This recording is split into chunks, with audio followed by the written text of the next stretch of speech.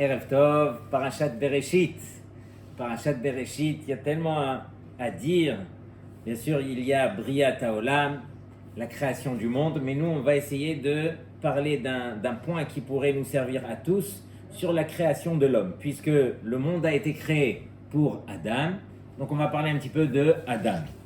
Lorsque Akadosh Baruch Hu, il a créé l'homme, il a dit Na'ase Adam betzalmenu kidmutenu. Ça, on connaît. Ce sont les psukim qui résonnent dans notre tête. Na'ase Adam veut dire faisons l'homme. Donc ça a été dit au pluriel. Pourquoi est-ce qu'on a dit Na'ase? Normalement, on aurait dû marquer E'ese Adam. Dieu, il aurait dû dire je ferai l'homme. Pourquoi est-ce qu'il a choisi de dire Na'ase au pluriel? Alors il y a deux explications ici dans Rashi. Première explication, Rashi nous dit Anvetanuto shel HaKadosh Baruch Hu lamadnu mikan. On apprend la mida de Anava, de modestie, de HaKadosh Baruch Hu d'ici. Les fiches Adam bidmut amalachim veitkan ubo, du fait que Hachem il a créé l'homme et que l'homme il a été créé à l'image des anges, alors les anges ils vont le jalouser. Les fikach nimlach bahem, c'est la raison pour laquelle Hachem, quelque part, il s'est tourné vers les anges pour leur demander conseil. Ok? Justement, pour ne pas qu'il y ait de la jalousie. Autre explication de Rashi, Naase Adam, afalpi shelo siyeu beyetzirato, bien que les anges, c'est évident, qu'ils n'ont pas aidé Dieu dans la création de l'homme. Dieu n'a besoin de personne. Veyesh makom la minim lirdot. Et ici, il y a même une place, on a laissé la place aux apicorsim, à ceux qui ne croient pas en Dieu, de se révolter et de dire ici, du fait c'est marqué Naase au pluriel, donc il y a plusieurs divinités, Chas v'Shalom, qui ont créé cet homme. Alors, Lo nimna katuv milalamed derech eretz midat anava. Le pasuk ici ne s'est pas empêché de le dire au pluriel pour nous enseigner ces deux choses. C'est quoi les deux choses? Derech eretz et anava. Derech eretz, c'est quoi la manière de se comporter? Et Rashi continue, Sheyehe hagadol nimlach venotel reshut minakatan.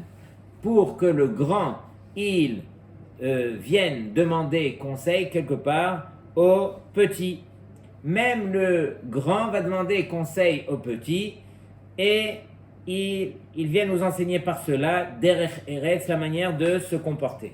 Aussi la anava, du fait que Dieu n'a besoin de personne, il a enseigné au pluriel justement pour nous montrer que Hachem, il est anav, il est même prêt à se concerter avec les anges justement pour créer l'homme. La question qui saute aux yeux ici, est-ce qu'il ne manquait pas d'autres endroits dans la Torah pour nous enseigner Derech Eretz et Anava? Arrête, Dieu ici vient nous enseigner juste au moment où il a créé l'homme, il vient nous enseigner la modestie. C'est bien, mais je veux dire, ici tu remets en question quelque chose qui s'appelle chez nous la Emouna. La Emouna, c'est sur ce point que la Torah existe et que tout est fondé sur la Emouna. Arrête, combien de générations ils se sont battus pour dire Hachem Echad ou Shmo Echad, combien sont morts justement pour l'unicité de Akadosh Baruch Hu. Et ici, toi Hachem, tu choisis de nous enseigner la Anava à un endroit qui risque de remettre en question toute la croyance, toute la Emouna du peuple d'Israël. Il aurait pu attendre d'arriver, ne serait-ce qu'à Avraham Avinu pour nous enseigner la Anava, Moshe Rabbeinu. Il n'en manque pas d'autres adresses dans la Torah pour nous enseigner cela. Pourquoi Hachem a choisi justement cet endroit pour nous enseigner la Anava et le Derech Eretz, qui pourrait éventuellement remettre en question cette histoire de Emouna sur laquelle toute la Torah est basée, est fondée. Alors, j'ai vu une belle explication et on va la comprendre par la suite. C'est que Akadosh Baruch Hu, lui, bien sûr, il a choisi et il a fait exprès de parler au pluriel, justement, Naase. Et si on remarque bien, le passou qui suit, Akadosh Baruch Hu, il dit Vaivra Elohim et Adam betzalmo. Donc on voit ici que Hachem, il a créé au singulier. Vaivra, c'est pas marqué Vaivreu. Donc celui qui veut se tromper, il peut se tromper ici. Et il a qu'à se baser sur Naase au pluriel pour fonder un petit peu toutes ces théories. Mais quelqu'un qui est honnête avec lui-même, il sait très bien que Hachem s'est rattrapé juste après pour parler au singulier, pour nous montrer qu'il n'y avait qu'une seule divinité, bien sûr, qui a créé. Pourquoi est-ce qu'il a parlé au pluriel ici? Donc, on va essayer d'expliquer. Il y a le Talmid du Chafetz Chaim, qui s'appelait Rav Elchanan Wasserman. Il a écrit un Kuntras, entre autres, sur la Emouna, et là-bas, il pose une forte question. Il dit, comment se fait-il que chez nous, dans la Torah, on oblige quelque part les enfants, une fille à l'âge de 12 ans et un jour, un garçon à l'âge de 13 ans et un jour, d'avoir cette Emouna, chose qui est compliquée. Or, lui, sa question, elle est encore plus profonde. Il dit, comment se fait-il qu'un des plus grands sages qui n'a jamais existé, qui s'appelait Aristote, sur lequel le Rambam y témoigne qu'il est arrivé à un niveau de sagesse juste avant Ruach HaKodesh. Juste avant Ruach HaKodesh. On ne peut même pas essayer de comprendre qu'est-ce que cela veut dire. Et il témoigne que Aristote, avec toute sa sagesse, ne croyait pas en un seul Dieu et unique. Il n'avait pas cette émouna. Chose qu'on demande, nous, aux petits-enfants, qui commencent leur vie, qui démarrent. Comment se fait-il que nos enfants, on va leur demander d'atteindre un niveau que même des sages pareils n'ont pas atteint? Quelle est la réponse? C'est que finalement, pour atteindre un niveau de hanava, un niveau de croyance, il faut absolument être imprégné de cette hanava. C'est uniquement celui qui connaît sa place, qui comprend un petit peu c'est quoi être un ave, être modeste, qui pourra croire en Dieu. Pourquoi? Justement, les élèves d'Aristote pouvaient témoigner que lui-même, en dehors de son amphithéâtre, là où il enseignait, alors il se comportait de manière complètement déroutée par rapport à ce qu'il enseignait. Et d'ailleurs, quand on a été se confronter à lui pour lui demander « Mais comment se fait-il qu'il y ait un tel décalage entre ce que vous nous enseignez et votre comportement ?» Alors, il leur a répondu que dans l'amphithéâtre, je suis Aristote, en dehors, alors je suis qui je suis. Sous-entendu que lui, il avait atteint un niveau de sagesse, mais ça restait uniquement en théorie. Pendant que dans la pratique, alors, ça ne suivait pas. On n'a jamais vu un enfant, lorsque je vais au Cheder pour enseigner Naase Adam Betzalmenu Kilmotenu, on n'a jamais vu un enfant en train de tourner le pouce et dire Naase au pluriel, donc il y avait plusieurs divinités, donc il n'y a personne qui arrive à ce genre de conclusion. Pourquoi? Parce qu'un enfant, par définition, il est Anav, il connaît sa place. Il sait exactement que tout a été créé par Hachem et que si finalement il y a une question, alors on ne meurt pas par rapport à une question, on n'a pas le droit pour autant d'arriver à des conclusions qui seraient complètement fausses, et c'est uniquement celui qui va mettre ses lunettes de Torah, ses lunettes de vérité, qui pourra voir quel est le message d'Hachem. D'ailleurs, un des plus grands Raché Yeshivot, le Rav Shach Zatzal, le Rosh Yeshivat Poniovitch, il disait à ses élèves, il leur disait, partout où vous mettrez vos yeux, vous allez voir la main d'Hachem. Et il leur disait, ne serait-ce que dans une orange. Une orange, est-ce que, dites-moi si vous voyez la main d'Hachem dans une orange. D'abord, il leur demandait, quelle est la couleur d'une orange? Et ne me dites surtout pas qu'elle est orange, parce que le rove de la vie d'une orange, elle est verte. On sait qu'une orange, elle est verte pendant la majorité de sa vie, elle devient orange qu'à la toute fin, justement pour dire à l'homme qu'elle est assez mûre, qu'il peut maintenant l'accueillir et pouvoir la manger. L'orange ne s'arrête pas là, elle a une écorce qui vient la protéger. Et donc, l'homme, lorsqu'il cueille cette orange, il peut enlever cette écorce de manière très facile, justement pour pouvoir profiter du fruit. Et ça ne s'arrête pas là. Regardez combien de sagesse Akadosh Baruch Hu il a mis, ne serait-ce que dans une orange. Lorsque, si j'avais enlevé l'écorce et que l'orange, je devais la mettre dans la bouche directement, en un seul morceau, alors ça aurait éclaboussé partout. Dieu, qu'est-ce qu'il a fait? Il a découpé cette orange en compartiments et il les a mis dans une fine pellicule qui protège chaque quartier. Incroyable. Et à l'intérieur de chaque quartier, il y a une petite bouteille de jus d'orange Tropicana. Et à l'intérieur de cette orange, il y a 3 ou 4 pépins des noyaux. À l'intérieur de ces pépins, alors il y a toute l'information qui permet de faire repousser un arbre qui va donner des branches, qui va donner des feuilles vertes avec des oranges vertes qui vont devenir oranges et ainsi de suite. Imaginez la sagesse qu'il y a dans chaque chose.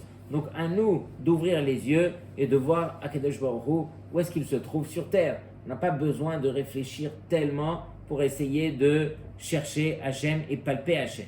Donc en deux mots ici, Akadosh Baruch Hu, il décide justement de nous enseigner Narasé Adam, parce que c'est uniquement à cet endroit où on va parler de la création de l'homme qu'il s'agit justement de parler de Hanava.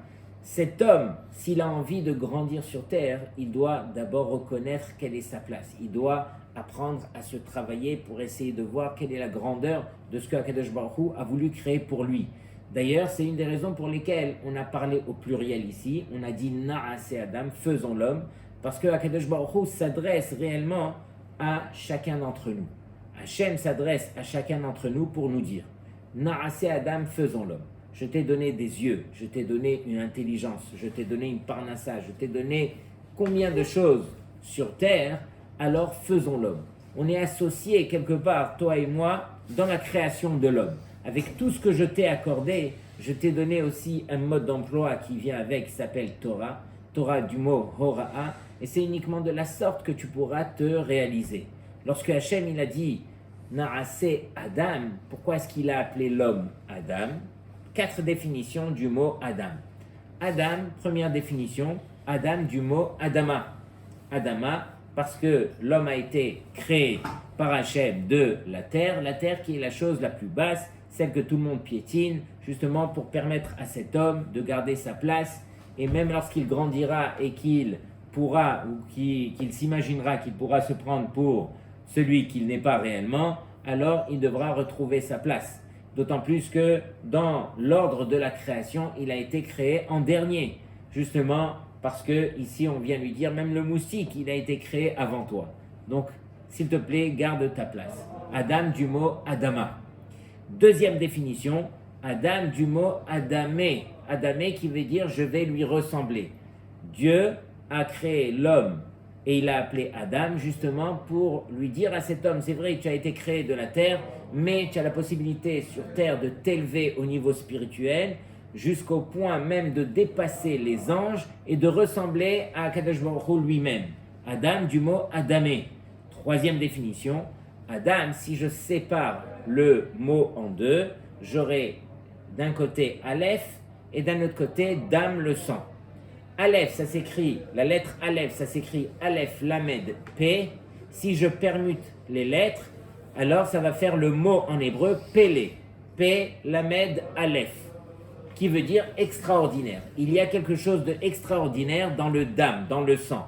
C'est quoi? C'est que Hachem a permis de faire cohabiter dans une partie matérielle qui est le corps, qui est le sang, une partie spirituelle qui est la Neshama. La Torah elle dit qu'il y a Adam hu hanafesh, donc Hachem il a créé l'homme et il lui a insufflé une partie spirituelle dans une partie qui est matérielle. Donc c'est ça ce qu'il y a de extraordinaire dans le Dam. Quatrième définition, Adam, la valeur numérique, nous dit le Zohar, c'est 45. Aleph c'est 1, Dalet c'est 4, même c'est 40, ça fait 45. 45 équivaut au mot ma en hébreu. Ma qui veut dire quoi? Donc un homme par définition, il est question. Il doit se poser la question. Pourquoi je vis?